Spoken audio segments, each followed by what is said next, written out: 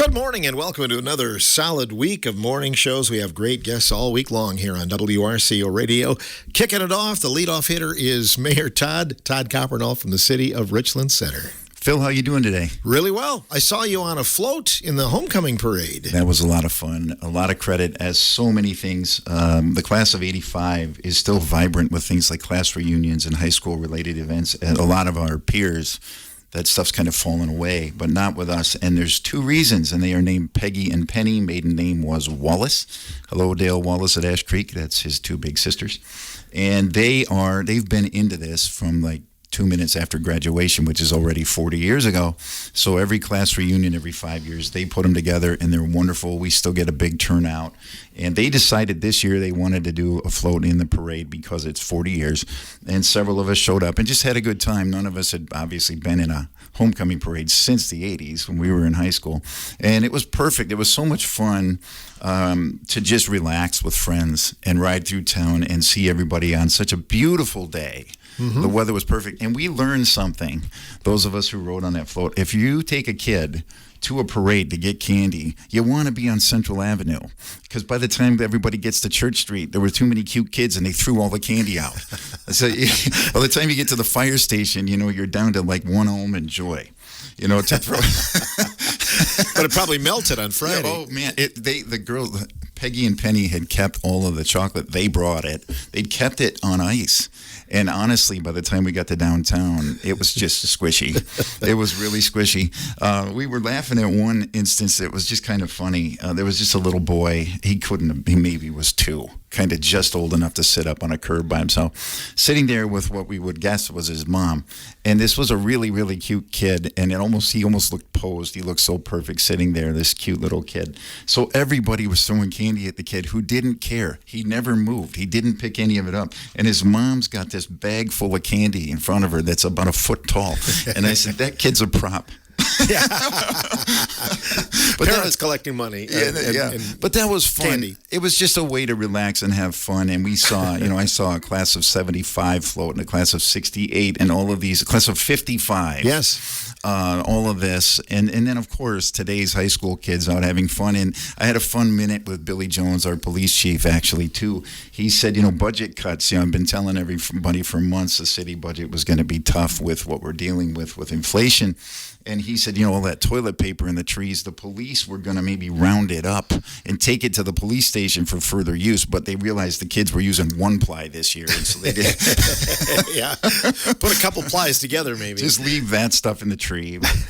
Just a good time for people, and multiple homecomings in the area. Mm-hmm. A lot of fun at some football games and all that goes with it. And then parades all around. The fall has been, it always is such a fun time with so many events and people running to the apple orchards and just the stuff you do. Pumpkin Fest is right upon us now. And it's a really vibrant time, in Richland Center, Richland County. And the weekend was a great example of it. I know that you had a chance to go to the football games and enjoy all that stuff, certainly. And then we had the night parade on Saturday night, too. I heard it was well attended. Exactly. And that's what I'm talking about. You didn't get a parade. You got 2 in a row. I mean, there's a lot to do here. There really is a lot to do here. Events in the auditorium and around we go, right? You announce it all on the air all the time. And it's just become... we got to get something corrected, and I'm not sure what's missing. We're getting at a lot of events in town, things at the auditorium, things at the fairgrounds, just anything. We're getting more people that don't live here coming out than people who do live here. And then people will see me that were from whatever, Boscobel, Hillsborough. So, man, this was fun. And then, a couple days later, somebody that lives here will either say there's nothing going on, or they'll say, well, when does that happen? And I'll say, well, 3 days ago. And I'm not sure, that's, the Starlight 14's dealing with that, the Galaxy Skate Center's dealing with that, where we're getting people coming to town a lot more, it seems, maybe not, but it just sort of feels like more than we're getting our people out to what's right in front of them. And maybe that's human nature, maybe that's why people in Spring Green and Dodgeville don't go to the House on the Rock. Mm-hmm. But people come from far and away. We tend to take it for granted sometimes. What you see every day. Yeah. Kind of tight. People have been asking me about parks in the city. Why don't we have more? Well, why don't we have more is because we do have more. We actually have a lot more. And when I was a kid here, we had Crosscup Park, and I think Strickland Park was up there. And so there were 3 ball diamonds in town then, just 3. You remember that? Mm-hmm. The 2 church league softball diamonds, and then a larger one, which was where the high school baseball and eventually girls softball, when they added it, they played there. But because there were only 3 diamonds, the youth bases for like Little League and T-ball were actually cut into the infield.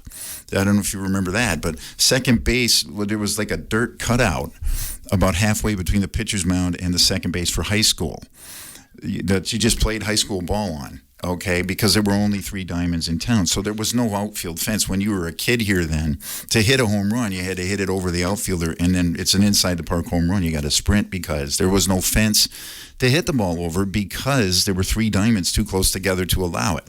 Well, since then, and by the way, nobody seemed to mind. Every kid in town that played baseball just rode their bike to the park. There'd be 70 bicycles parked at the park, and nobody questioned it, and no kid complained about it. It's just where you went to play ball, and it's where you went to use the swimming pool. The bike racks were always full. It's where you went to shoot hoops or to play tennis. It was the park. Crosscup Park was known as the park because it's what we had. That's why high school football happened there.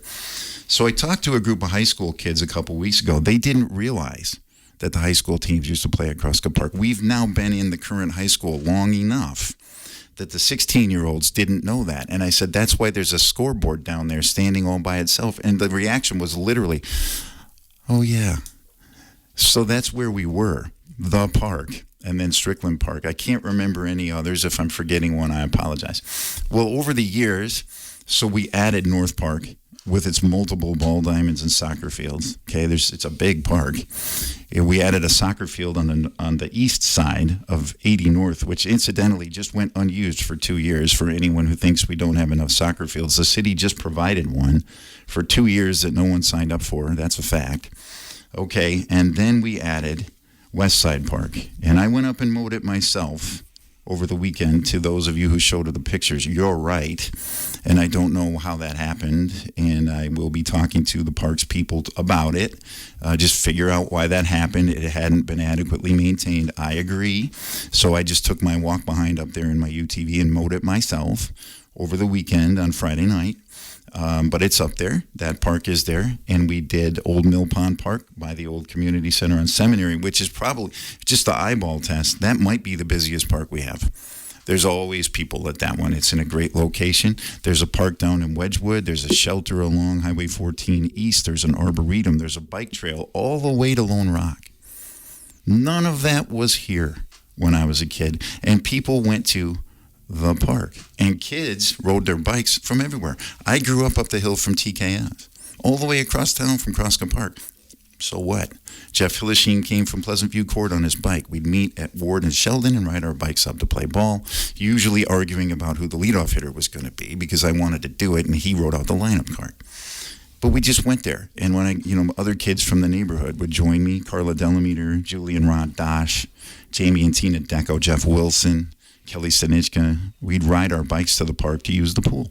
And it was across town, but it's just what kids did. We just did. You don't see a lot of that now. So now we don't have a pool. We have an aquatic center and an indoor pool at the Simon Center. So we have an outdoor aquatic center and indoor pool. A trail network we didn't have. North Park we didn't have. An arboretum we didn't have. A shelter on 14 East we didn't have. A Wedgwood neighborhood with a park we didn't have. Old Mill Pond Park we didn't have.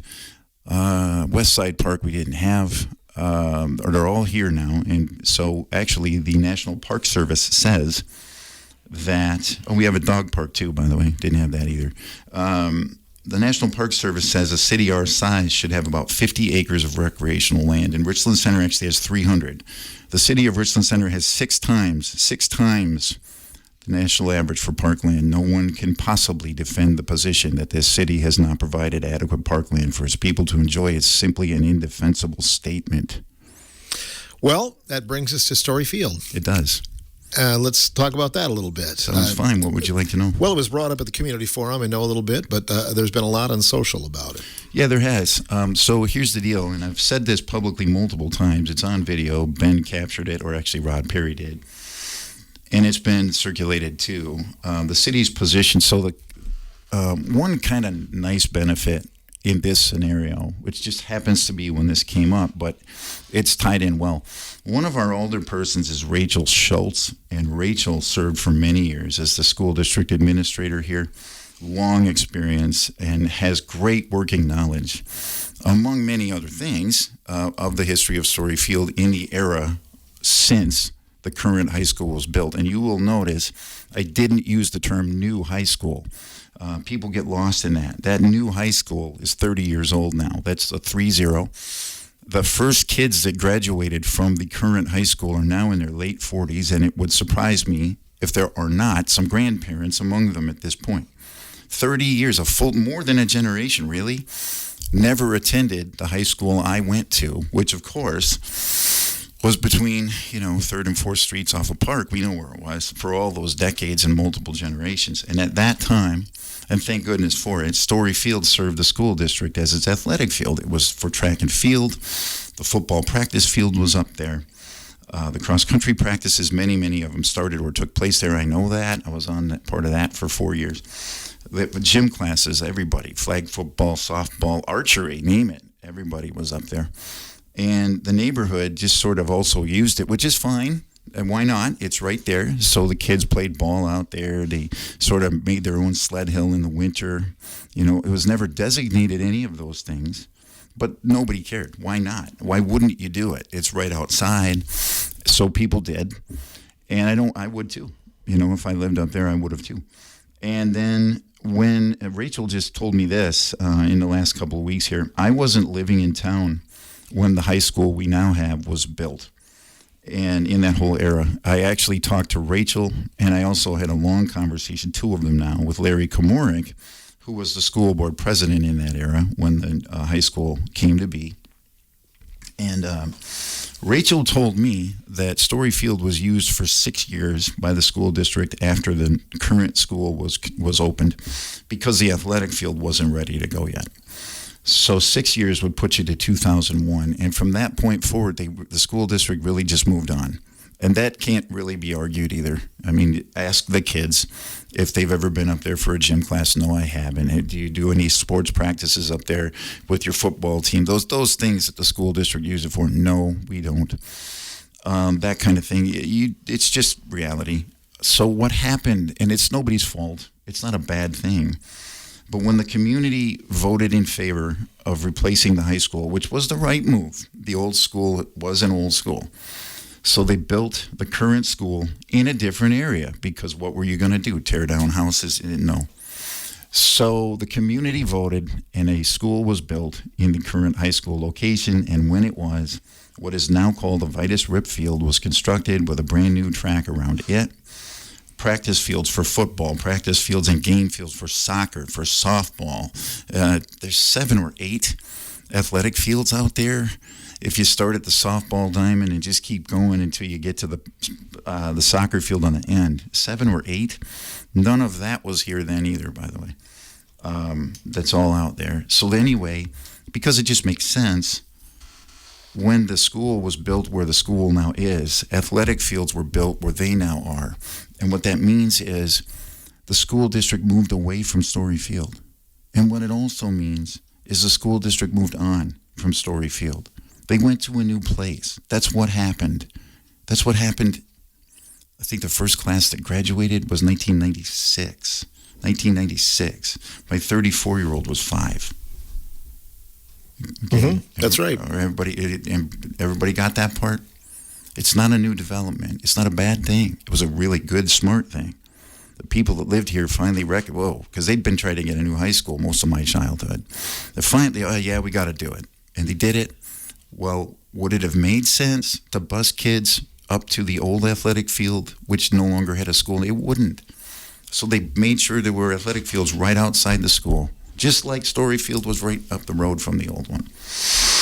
Okay, so the school district just sort of never made a plan, which I think maybe has led to some of the emotion that's come from the people who are opposed. And by the way, there are several people, many, who have reached out to elected officials expressing support for the project too. Whether some people want to hear that or not, it's absolutely true. But those who are opposed, I've used a great deal of empathy. I've allowed public comment at the last 2 city council meetings, which isn't mandated, but I did because it just made sense. People should be heard, and people have feelings, and we all do. And I think they should be allowed to express those, especially to the elected people, and so they have. That makes a lot of sense to me. 2 open houses were held on this topic. You don't need me to tell you this. You can Google it. If you Google Storyfield open house, you will find for yourself. 2 open houses were held in April of 2023. That's 2023. That's 2.5 years ago now. Letters were sent to that entire neighborhood inviting people down. That's also not a requirement. It's just something that we just thought makes sense. We're not against anybody. We want people to know what we're working on. That's why I do this show every month. And so we told the people we were working on it. We just didn't find a builder then. And we did now. One actually came back to us, not solicited. He came back to us, which is how we got here. Okay, so wrap that thing up about the school moving over and the athletic field moving over. The school district just kept mowing the lawn. They had to maintain, they owned it. They had to maintain it. Well, as Rachel Schultz has told me, as the years went by, you couldn't even buy cinders for the track anymore. So the track disappeared over time. It's gone. And then she said a couple of people had tripped over the metal borders of the track, so they had to take them out. It's a liability issue. So that's gone. Well, the football team has a practice football field where it belongs, by the high school. By the football field they actually use, which is next to the practice field, which was never true at the old high school. It's actually more convenient all the way around. So the practice football field, they don't paint the lines, the goalposts aren't used, so you can go up for yourself and see the rust on the goalposts. I'm not picking on anybody. I didn't say I like it. I'm just telling people what happened. Look at the pavement. See the cracks? That's because the school district wasn't going to spend money to maintain it because they weren't using it. Okay? The water fountain, when I was just up there, not only doesn't work, it was filled with bird droppings. Guys, the school district moved on from Storyfield. The people who lived there sort of came to kind of see it as theirs in a sense. It's right outside. It's wide open. The kids, maybe when they have free time, want to play on it. Maybe I'll go for a walk on it, or maybe it's just nice to look at it. Again, I don't blame anybody for having those feelings. But there was never an intent. Maybe that's a problem here. The school district did not deliver an intent to the public of what they would do with it over the long term. They just mowed the grass, basically, because they had to, So we tried, we meaning the city, to find places to build houses. And several landowners were spoken to, and just basically, would you consider this or that? No. Others came down. Maybe I'd sell you this field. Well, when we looked at infrastructure costs to get water, sewer, and electric and a street in there, it's into millions, that's plural. It's just not there. So we tried to, can you use tax incremental financing? Well, not really for that location. There's not going to be enough tax revenue. The state laws have changed. All of these things kept coming up.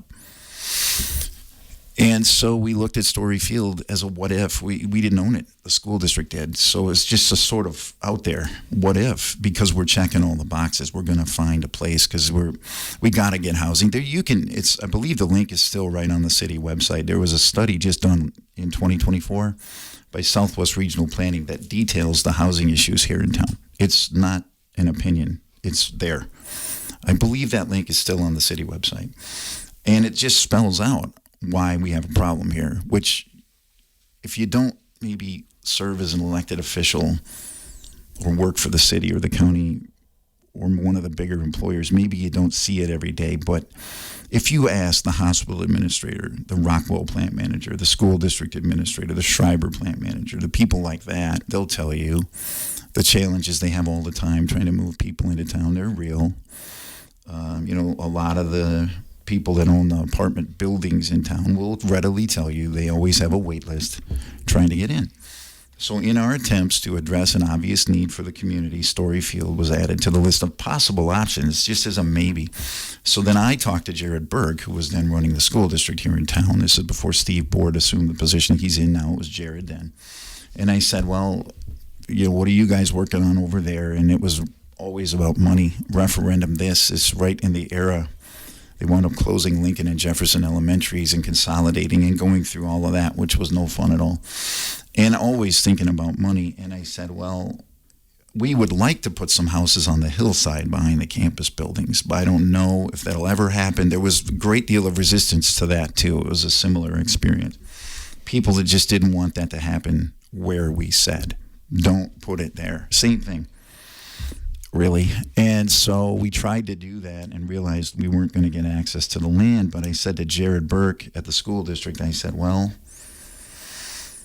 you guys don't want to own Hive Drive because if there's ever repairs needed, things like that, a city is eligible for some grant money that a school district is not. So it might make sense if the city owned that so that the taxpayers wouldn't have as much to pay for if there was ever a need for improvement or repair on Hive Drive, that the grant possibilities are better for a city than schools. So we agreed, yeah, maybe we'll take that as a city street, and then if there is ever a day when we can put houses on the hillside, I don't mean where the campus buildings are, I mean behind that. If there is ever a day when we could do that, we'd have an access point. We'd have a city street that runs back there. So I said, what about Story Field? And we don't have plans for it. And they didn't. So we ran it through the Plan Commission, ran it through the City Council, and agreed to take Story Field and Hive Drive for $1.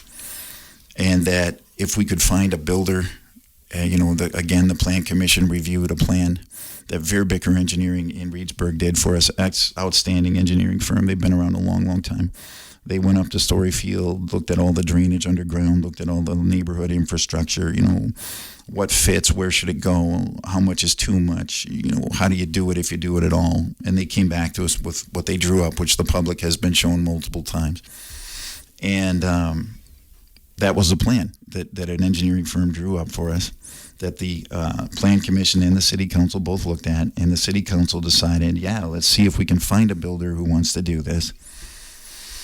Spring of 23, and we just didn't, because at the time, what we were looking at, the infrastructure costs were like $700,000 to $800,000. I'm doing that from memory. If I don't have the dollar amount exactly right, it's that range.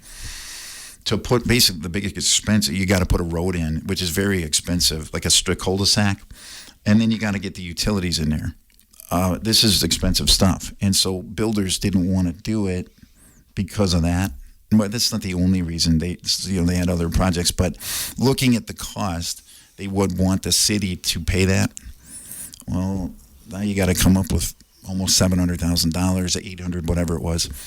So it just stopped things. We just didn't get a match. So we had another opportunity come to us in the fall of 23 that we started working on then, and we just stopped on Story Field. We just put it to the side. We didn't find a builder. We tried. We might have another opportunity. There's a builder standing right in front of us saying they have interest in another opportunity. Let's pursue that. Common sense. So we did, and we just left Story Field alone because we didn't have a reason not to. There was nothing going on with it.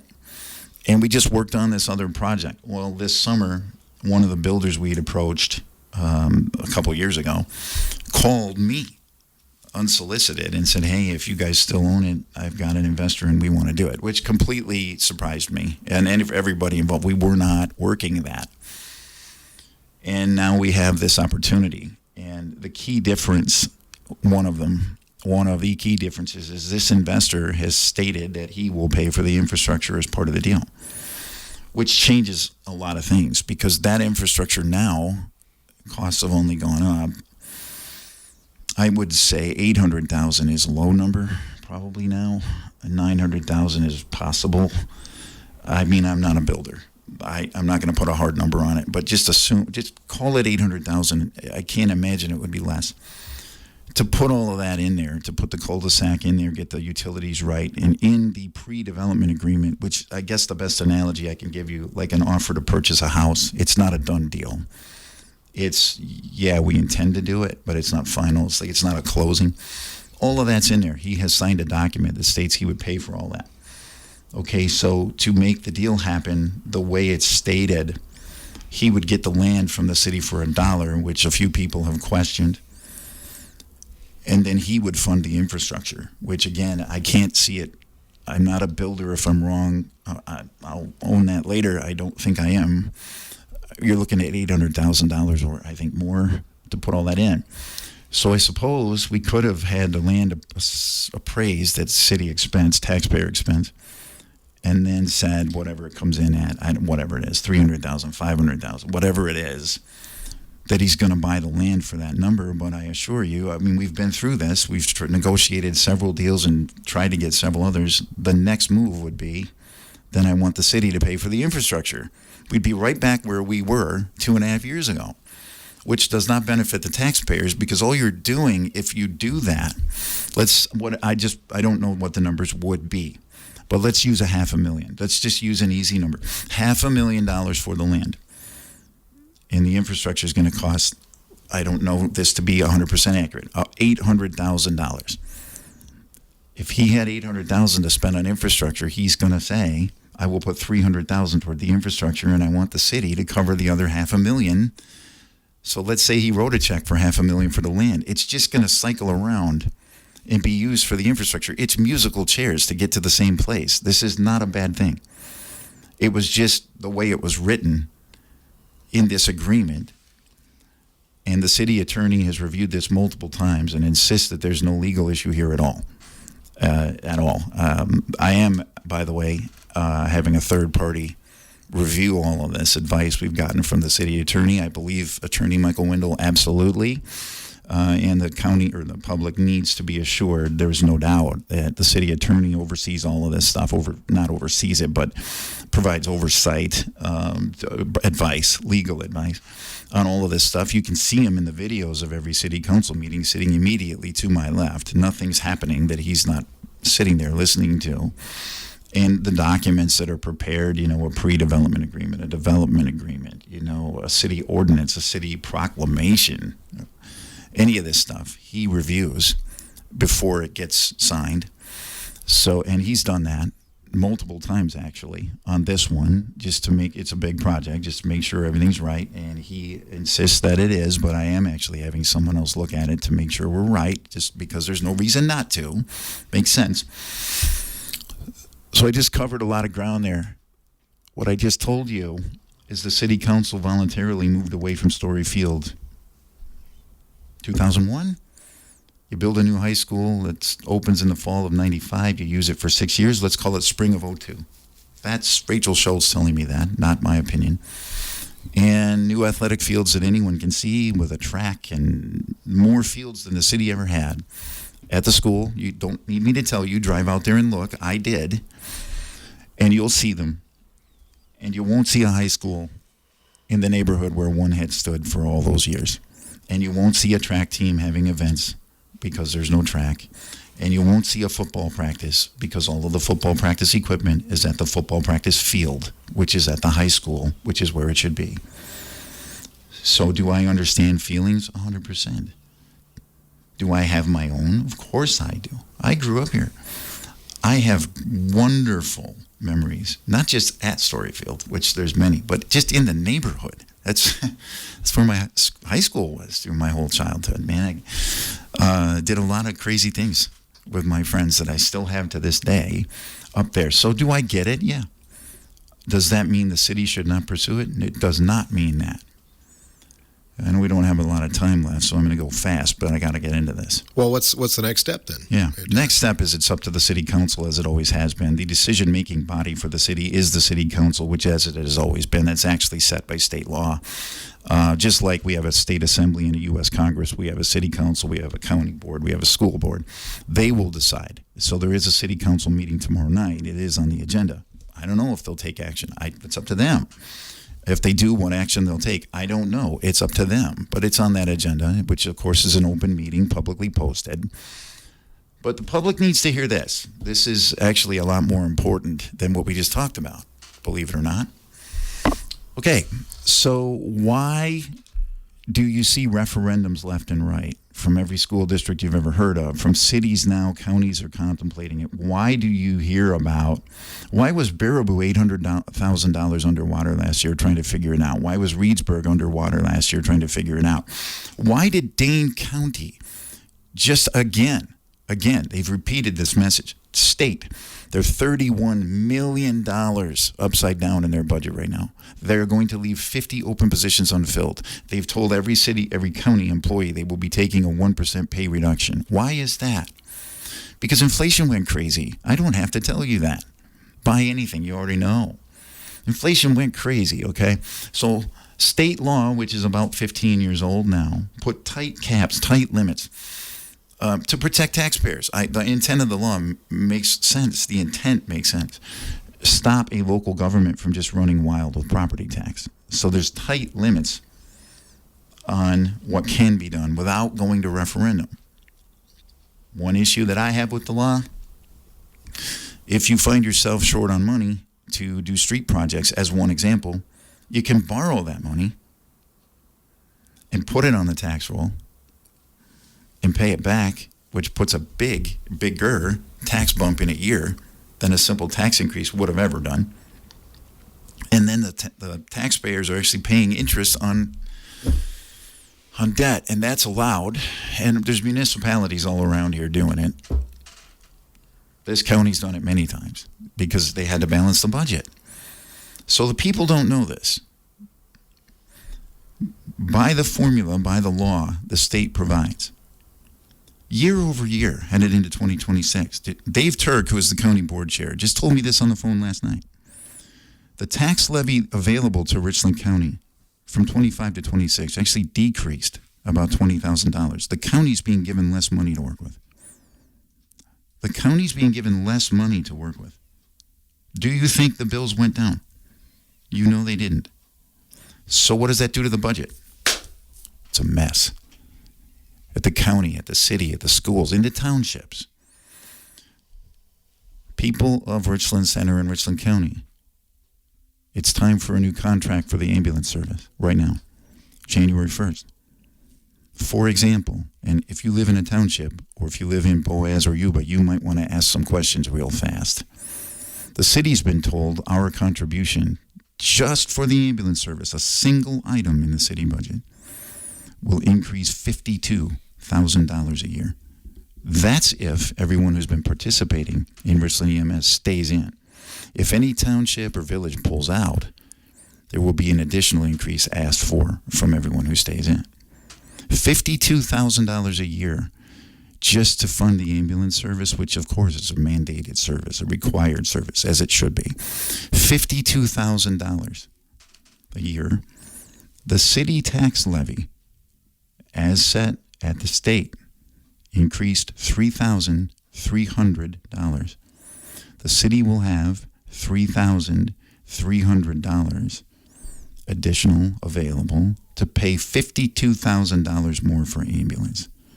That doesn't take into account fire, police, who did a new union contract just last year. Don't blame the cops. Do not blame the cops. God bless the cops.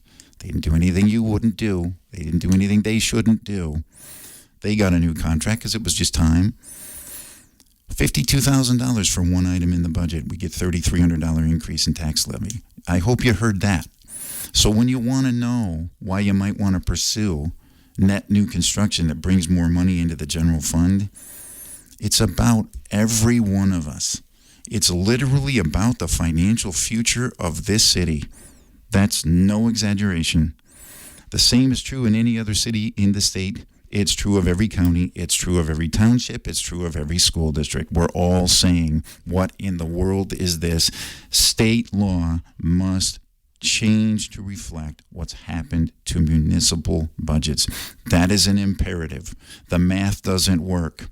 When your public safety budget overall increases more than $200,000 in a year, and that's not with frivolous spending. That's paying cops. That's making sure you can run an ambulance and get a fire engine out. Those things. When that goes up more than $200,000 and the existing law says, here's another $3,300, I shouldn't have to explain anything. You know that's not right. You know that's not fair. You know that's putting you in a bad position because your municipality will have these options. Cut things. They have to be things that aren't mandated. You can't cut streets, can't cut fire, can't cut police or ambulance. No kidding. Who would? What does that leave? Parks. You want more? How about having less? How about selling them off? How about not funding Simons anymore? No more physical therapy in the pool. No more anything else people do at Simons, because that's elective in the budget for the city and the county. Ooh, can't do that. They don't have the money. Unless we go to referendum, and raise your hand out there if you want another referendum. Do you want, at the same time, because it's a distinct possibility, a referendum from your city, your county, and your school district all at once? And do you want to voluntarily raise your property taxes 3 times? You know you don't, and we don't want to ask you to. So the pressure needs to be put on the state.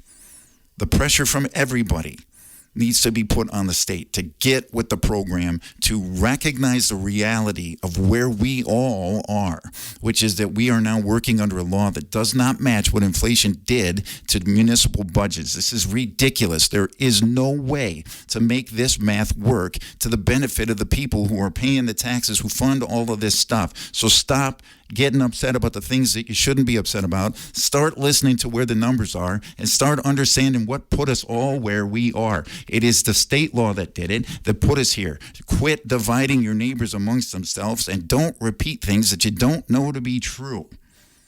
Ask the people who do know.